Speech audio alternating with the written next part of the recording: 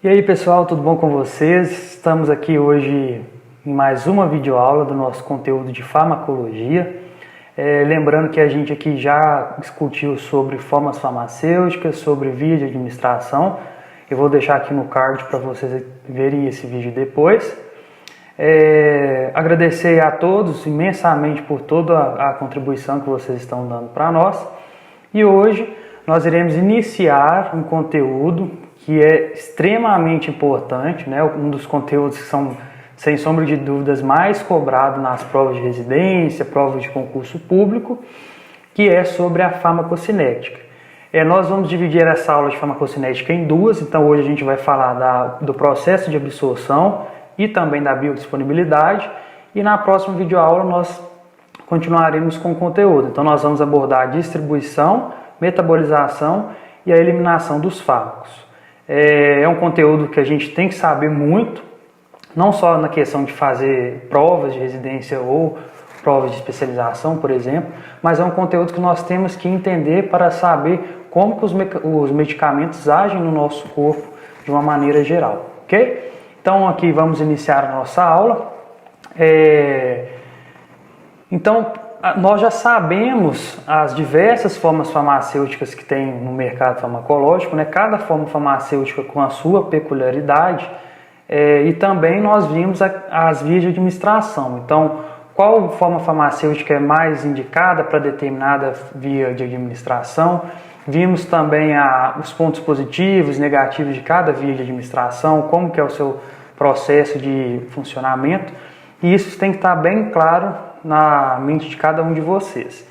Então, se eu já sei agora a forma farmacêutica que eu posso utilizar, sei também a via de administração que eu posso utilizar, agora nós temos que entender como que acontece todo esse processo do medicamento após ele ser ingerido, né? Então, como que inicia esse processo de absorção? Falando aqui das vias de administração, onde o meu medicamento ele entra em contato ou com o trato gastrointestinal, ou entra em contato com a derme, né, entre outros meios de utilização, onde o meu medicamento ele precisa ser absorvido primeiro. Lembrando que as formas intraarterial, a forma intravenosa, ela pula essa etapa de absorção. Então aqui a gente vai ver como que funciona basicamente esse processo. Então, pegando aqui o termo de farmacocinética, sem a gente estudar nenhuma definição, vamos pela etimologia da palavra. A gente tem que fármaco é o medicamento que nós estamos utilizando, e cinética deriva de movimento. Então, pela etimologia da palavra, a gente já consegue entender que a farmacocinética nada mais do que vai nos mostrar qual que é o movimento do fármaco dentro do nosso corpo. Então, uma definição básica que a gente tem, que a farmacocinética é o movimento de todo o fármaco pelo nosso organismo, desde que esse fármaco foi administrado, passando aí por todas as etapas da farmacocinética, absorção, distribuição, metabolização e eliminação. Então a gente vai entender como é o movimento desse medicamento dentro do nosso corpo, ok? Então a farmacocinética ela é dividida de forma didática, né, na fase de absorção, distribuição, biotransformação, que também é conhecido como metabolização e eliminação, mas essa divisão é apenas didática, igual eu falei com vocês. Esses 4 etapas elas acontecem de maneira simultânea. Então, meu medicamento ele inicia seu processo de absorção, ele já é distribuído, biotransformado e eliminado. Mas para fins didáticos, nós iremos dividir em etapas, ok? Beleza. Então, o primeiro entendimento que a gente tem que ter no processo de absorção é o seguinte, pessoal. O conceito de absorção, ele nada mais é do que o meu medicamento, passando aqui no nosso exemplo de via oral, do meu trato gastrointestinal, então ele atravessa ali uma camada de células e atinge a minha corrente sanguínea, para que ele aconteça uma distribuição sistêmica. No entanto, nós temos que ter um pouco de cuidado em relação a isso. Então, o transporte desses medicamentos, né, através da membrana celular até atingir o vaso sanguíneo, ele acontece de forma desses 3 principais mecanismos de transporte. Então, a gente está falando aqui da difusão passiva, que a gente vai falar mais para frente, e também da difusão facilitada. Então, o esqueminha ele representa basicamente isso.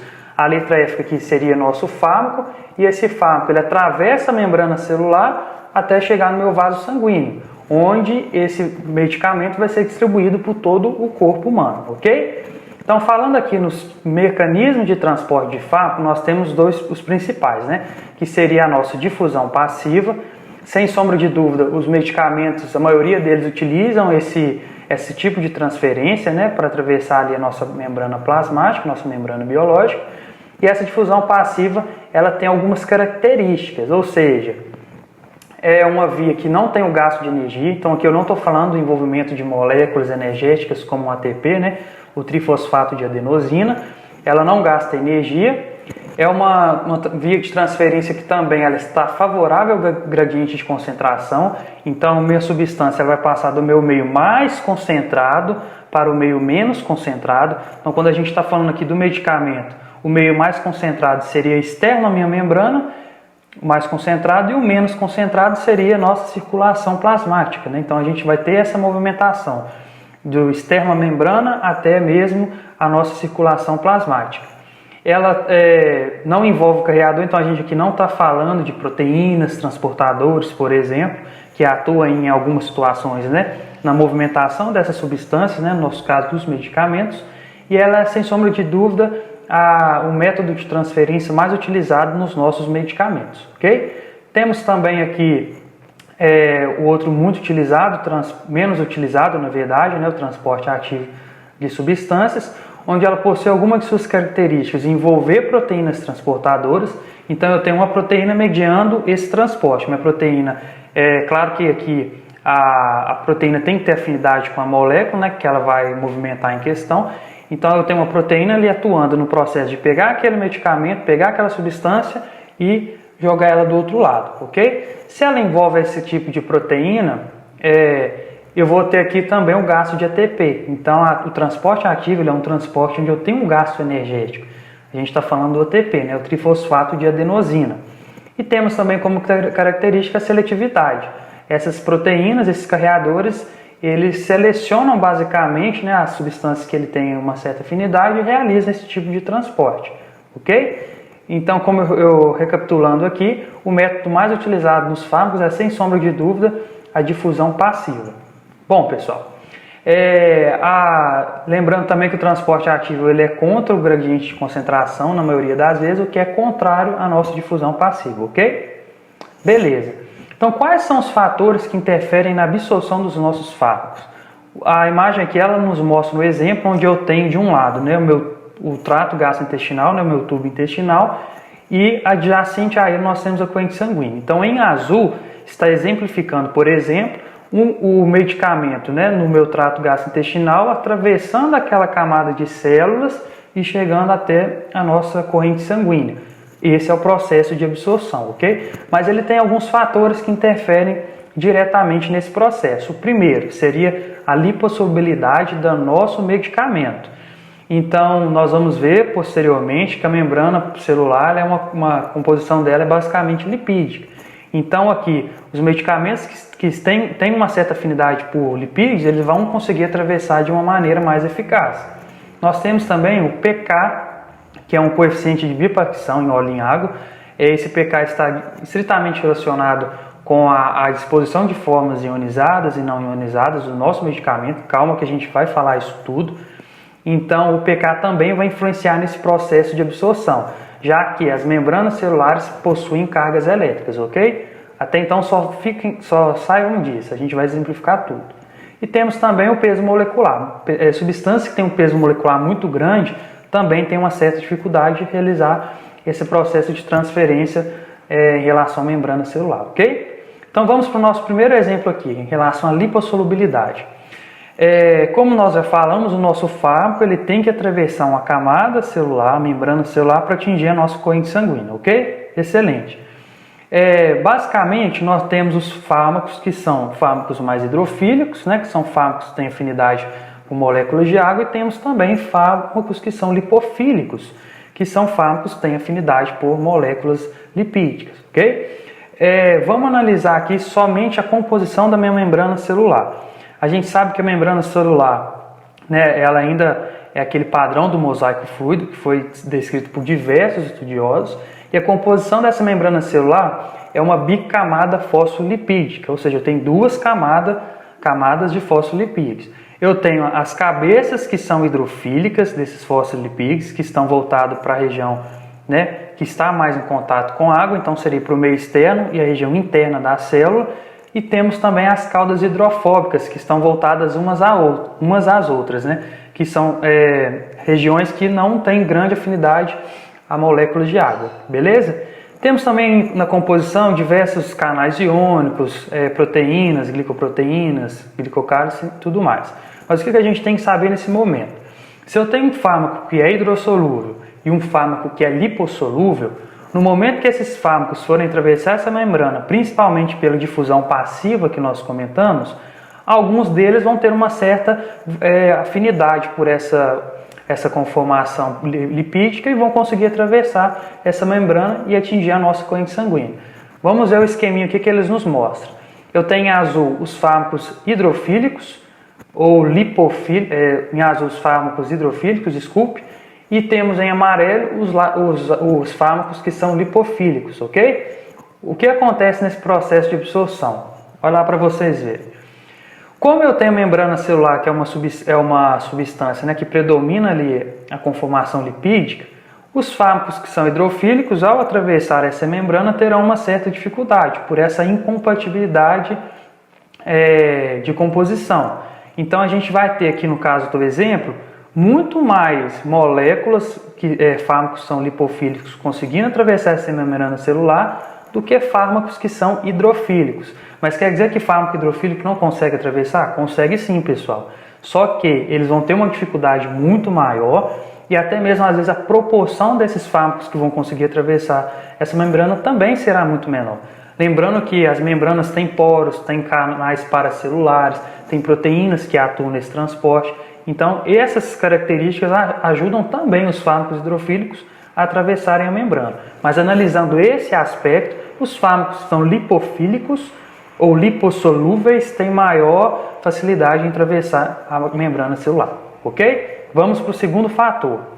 O segundo fator está relacionado ao pK. O pK ele é um coeficiente de bipartição que está relacionado diretamente com o fármaco. Não confunda, o pK está relacionado ao fármaco e a gente vai ver que esse pK se relaciona ao pH e esse pH está relacionado ao meio. Então, pK relacionado ao fármaco, pH relacionado ao meio. Então, determinadas substâncias, determinados fármacos, a gente encontra eles principalmente de duas formas, que são ou ácidos fracos ou bases fracas. Então, esse ácido ou base fraca, mediante um pH, eu vou ter ali uma proporção de forma ionizada, que tem íons, e forma não ionizada, que não tem íons. Então, um fármaco ácido em um pH vai ter uma proporção X entre esses dois, esse mesmo fármaco ácido em outro pH vai ter uma proporção diferente. Então, não assustem com essa fórmula que sai aqui do lado. A gente tem costume de ter medo, mas não assustem que ela é bem tranquila. Então, no caso aqui de ácidos fracos, ela é representada por essa forma, onde eu tenho o HA, que é a forma não ionizada da minha molécula, e quando essa molécula se dissocia do hidrogênio, ela se torna ionizada, ok? Então, voltando lá na química do ensino médio, nós sabemos que substâncias ácidas tendem a doar elétrons e substâncias básicas tendem a receber. Então, quando o nosso... iniciando aqui um exemplo de administração, eu tenho um fármaco que é um fármaco com ácido fraco, quando ele entra em contato com o meu estômago, que possui um pH ácido, olha o que vai acontecer. Meu fármaco ácido, ele quer doar elétrons, mas o meu meio também, já que ele é ácido, ele também quer doar elétrons. Então, dessa forma, a minha substância ela não vai conseguir se dissociar do meu hidrogênio. Ela não vai conseguir doar a minha molécula de hidrogênio. Sendo assim, ela permanece sendo uma fórmula eletricamente neutra, associada com hidrogênio, ok? Então, vamos ver nesse exemplo. A nossa fórmula que está eletricamente neutra, ela tem uma facilidade em atravessar a membrana celular, já que por ela não possuir carga, ela não será repelida pelas cargas pela nossa membrana polarizada. Tranquilo? Só que, quando essa forma não ionizada ela chega no nosso plasma sanguíneo, olha que observação, o plasma sanguíneo já tem um pH diferente. o nosso estômago tinha um pH ácido e o nosso plasma sanguíneo já tem um pH básico. Então, a minha molécula, né, o meu fármaco, meu ácido fraco, neste momento, frente a este pH, ele vai querer doar elétrons, já que ele é um ácido, e o meu meio, já que ele é um meio básico, ele quer receber. Juntou o útil ao agradável. Então, agora, nesse momento, o nosso fármaco ácido ele consegue se dissociar do íon hidrogênio, ele consegue doar o íon hidrogênio, e nós sabemos que a forma dissociada dos ácidos fracos, ele se torna uma forma ionizada, uma fórmula com carga. Nesse momento, pessoal, entendam que para esse fármaco agora ionizado voltar para a membrana, já se torna dificultado, já que ele possui carga. E esse fenômeno nós chamamos de aprisionamento iônico. Nós vamos ver que situações como essa é viável para nós no momento da eliminação do fármaco, que a gente vai comentar na próxima videoaula. Então eu posso alterar ali o pH da urina de forma que eu vou acelerar o processo de eliminação ou retardar o processo de eliminação, ok? Vamos agora para o exemplo de uma base. A base fraca, quando ela está associada com o íon hidrogênio, ela é uma molécula energeticamente carregada, o que para o processo de absorção nós já vimos que é uma coisa que pode dificultar que isso ocorra. Tranquilo?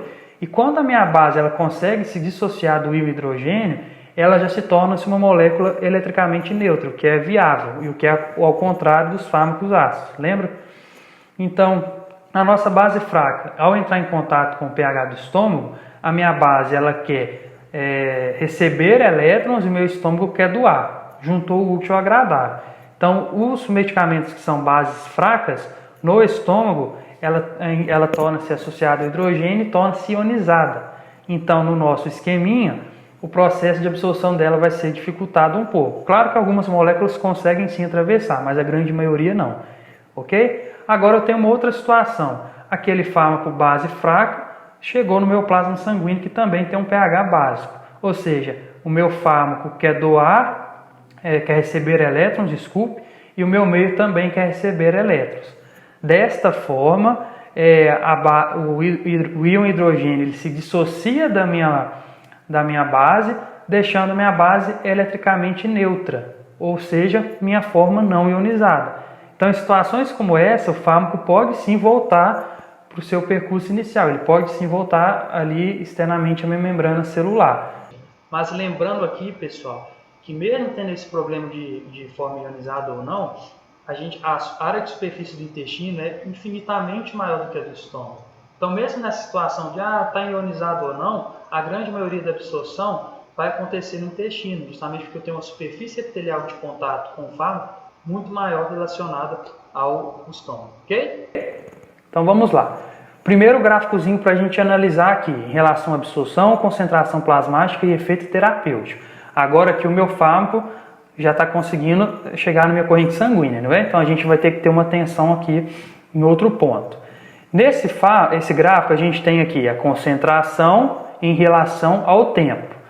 O que está de VO embaixo é via oral e o que está em cima de V é via intravenosa. Como eu sei que esse gráfico está mostrando que esse fármaco foi absorvido por via oral? Note que a absorção ela se iniciou do zero e foi aumentando à medida que o tempo foi passando. Então vocês conseguem entender que esse medicamento começou a ser absorvido, por isso a concentração iniciou do zero. Se esse exemplo fosse de um fármaco utilizado por via intravenosa, essa concentração não iniciaria do zero, ela já iniciaria do máximo, porque a via intravenosa ela pula o processo de absorção. Eu estou ministrando o meu medicamento diretamente na corrente sanguínea, por isso que a concentração da via intravenosa ela já começa do máximo. Isso é questão de prova, pessoal. Eles te dão um gráfico e perguntam, possivelmente qual seria a via de administração? Te dá as opções. Se tivesse esse gráfico na prova, eu saberia que intravenoso não é, porque a concentração começou do mínimo, começou do zero. Agora, se essa concentração tivesse começado do máximo, eu já descartaria a via oral e tenderia para a via intravenosa, beleza? Outro ponto importante para a gente analisar nesse gráfico. O que seria essa faixa verde? Essa faixa verde, pessoal, nada mais é do que a nossa concentração mínima eficaz. Mas o que quer dizer isso? Quer dizer que somente após o fármaco, né, a taxa de absorção ultrapassar esse valor mínimo, que o meu medicamento terá o seu efeito, a sua ação garantida. Quer dizer que abaixo dessa linha não teremos efeito terapêutico totalmente eficaz no nosso organismo. Então, se eu tenho a concentração mínima eficaz, eu também tenho a concentração mínima tóxica, que está exemplificado com essa linha vermelha. Então, se o meu medicamento, ele, por exemplo, você tomou ele em um ponto, ok, não respeitou o intervalo de dose, tomei outra dose.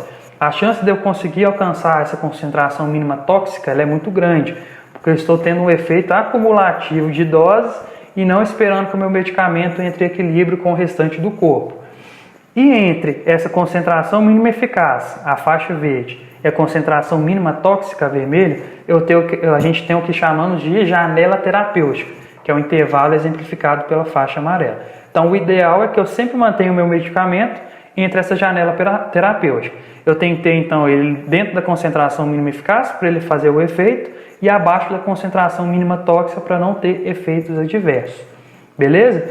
E o que está exemplificado com esse colchete roxo, com essa chave roxa, desculpa, seria o intervalo de tempo onde meu medicamento está garantindo o seu efeito, né? Onde ele ultrapassou a mínima eficaz e antes de passar por baixo da concentração mínima eficaz, ok? Vamos para mais um termozinho que a gente tem que entender em farmacocinética. Tempo de meia-vida. O que é tempo de meia-vida? É nada mais, pessoal, do que o tempo necessário para que a concentração daquele meu medicamento administrado reduza-se à metade. Então vamos para um exemplo. Qual seria a via de administração desse fármaco aqui? Está vendo que a concentração já começou do máximo? Então, no caso do nosso exemplo anterior, via oral não é. A gente está falando aqui de uma via, por exemplo, intravenosa, ok? Então, repara para você ver, a concentração ali de 10.000. Se o tempo de meia-vida é o tempo necessário para que a concentração caia à metade, vamos olhar aqui onde que ela chegou a 5.000. 5.001. Então, se fossem horas aqui embaixo, nós poderíamos falar aqui, para esse medicamento A, o tempo de meia-vida dele seria de 1 hora. Por quê? A concentração que era de 10.000, em 1 hora caiu para 5.000. Então, é um termo muito importante que a gente tem que entender também na farmacocinética, a relação do tempo de meia-vida, beleza? E agora a biodisponibilidade, pessoal. A biodisponibilidade nada mais é do que a quantidade de medicamento que eu tenho disponível para o meu corpo utilizar, né, por exemplo, no local de ação dele. Então, a gente vai estar excluindo aqui toda a porção do medicamento que foi perdida no processo de absorção. Às vezes, esse medicamento não conseguiu atravessar a membrana celular por ser um medicamento hidrofílico, ser um medicamento ionizado. A gente está falando aqui também da própria forma farmacêutica, que algumas formas farmacêuticas tendem a ter uma biodisponibilidade muito menor, que a gente vai discutir tudo isso. Então, quais são os principais fatores que afetam? As propriedades físico-químicas do fármaco, que é em relação ao pK, o coeficiente de bipacção. Então, aquele fármaco que, por exemplo, vai estar mais ionizado do que outro, ele pode ter uma dificuldade de conseguir ser absorvido, ok? E vai afetar na nossa biodisponibilidade, que também está relacionado com a velocidade de absorção do medicamento, ok? Nós temos também a forma farmacêutica. Então, por exemplo, a intravenosa, ela que tem sua biodisponibilidade máxima de 100%, já que eu não passo na etapa de absorção. Por exemplo, oral, que ela precisa ser absorvida, a biodisponibilidade dela vai ser reduzida. Uma retal que a gente falou, que ela existe sim uma biotransformação, mas geralmente ela é 50% menor do que a via oral, ela vai ter uma biodisponibilidade maior comparado com a via oral, mas uma biodisponibilidade menor comparado à via intravenosa, ok? Nós temos também em relação à via de administração, então, como a gente mencionou aqui, né, a forma intravenosa ela tem uma biodisponibilidade maior do que comparada a outras vias. Temos interação com outras substâncias no trato gastrointestinal. Então, tem algumas injeções concomitantes de medicamento com alimentos podem atrapalhar, sim, esse processo de bioabsorção, né, velocidade de absorção do fármaco, consequentemente, a biodisponibilidade. E algumas características são inerentes ao paciente. Então, peso, idade, proporção de água no organismo, sexo, né, geralmente homens têm mais água do que mulheres, entre outros fatores que contribuem nesse processo. E agora, pessoal, um termo muito importante que está relacionado diretamente com a biodisponibilidade seria a nossa circulação enterohepática. Não assuste com a imagem, ela causa esse certo estranhamento mesmo, mas nós vamos entender perfeitamente. Vamos acompanhar aqui. O que seria circulação enterohepática? Vamos pegar a etimologia da palavra? Entero vem de intestino e hepatos vem de fígado. Então, é uma circulação que está entre o meu intestino e o meu fígado, ok? Vamos seguir o exemplo aqui na seta, lá no número 1. Vamos por parte. Tá vendo que a setinha ela tá laranja? Olhando a legenda, é o que? Uma droga lipofílica, ok? Então, essa droga passou ali pelo meu estômago, né? Percorreu todo o meu estômago, chegou ali na porção inicial do intestino duodeno, né? E esse medicamento foi drenado para o meu intestino. Segue a seta aí, no número 2. Ele saiu do meu intestino e foi diretamente drenado para o meu fígado, ok? E isso é a circulação enterohepática. Quando essa droga chegou no meu fígado, alguma coisa aconteceu com ela, que essa droga de seta laranja lipofílica passou a ser uma seta azul, que é hidrofílica, ou seja, ela era antes lipossolúvel, passou a ser hidrossolúvel. Nós vamos ver nas aulas de biotransformação quais as reações químicas que acontecem no intestino para que isso aconteça, ou seja, o meu fármaco ser inativado e meu fármaco tornar-se mais hidrossolúvel para ser eliminado. Continuando a seta aí, número 3. O meu fármaco agora, no número 4, é um fármaco hidrossolúvel. Esse fármaco continua o seu caminho e volta ali no número 5 para o meu intestino. Ele é lançado juntamente com a bile. Esse fármaco, por sua vez, que agora está hidrossolúvel, pode ser uma grande parte dele eliminado através das fezes, né? Ou voltando lá no número 7, do intestino mesmo, esse fármaco já pode ser eliminado por via renal. Então, a circulação enterohepática, também conhecida como efeito de primeira passagem, é nada mais do que uma fração do meu medicamento que nem foi absorvida ainda, a veia porta pega esse medicamento no intestino, leva até o meu fígado, onde no fígado ele vai ocorrer duas principais transformações que a gente vai mencionar nas próximas aulas, onde o meu medicamento vai ser inativado e vai se tornar o mais hidrossolúvel possível, sendo eliminado diretamente por via renal ou voltar ao meu intestino através da bile e ser eliminado nas fezes. Então, o efeito de primeira passagem ele complica muito a biodisponibilidade do meu medicamento, ok? Lembrando que a via intravenosa, eu pulo essa etapa, eu não tenho esse efeito aí de primeira passagem do fármaco, entendeu? Principalmente quando a gente fala aí de algumas vias específicas de administração. Então, pessoal, aqui são nossas referências bibliográficas dessa nossa primeira etapa, né? Oriento que todos se aprofundem mais ao conteúdo, que a gente faz um apanhado geral aqui. Estudem, voltem o vídeo, revisem esse conteúdo. Se tiver alguma dúvida em formas farmacêuticas e vias de administração, retornem nas nossas aulas passadas, porque na próxima videoaula a gente vai dar continuidade ao processo de distribuição, metabolização e eliminação dos fármacos. Agradeço demais a atenção de todos. Dá uma forcinha aí seguindo as nossas redes sociais, se inscrevendo no canal, curtindo, comentando, que isso é muito importante para nós. Compartilhe também aí para os seus amigos, ok, pessoal? Muito obrigado e até a próxima aula.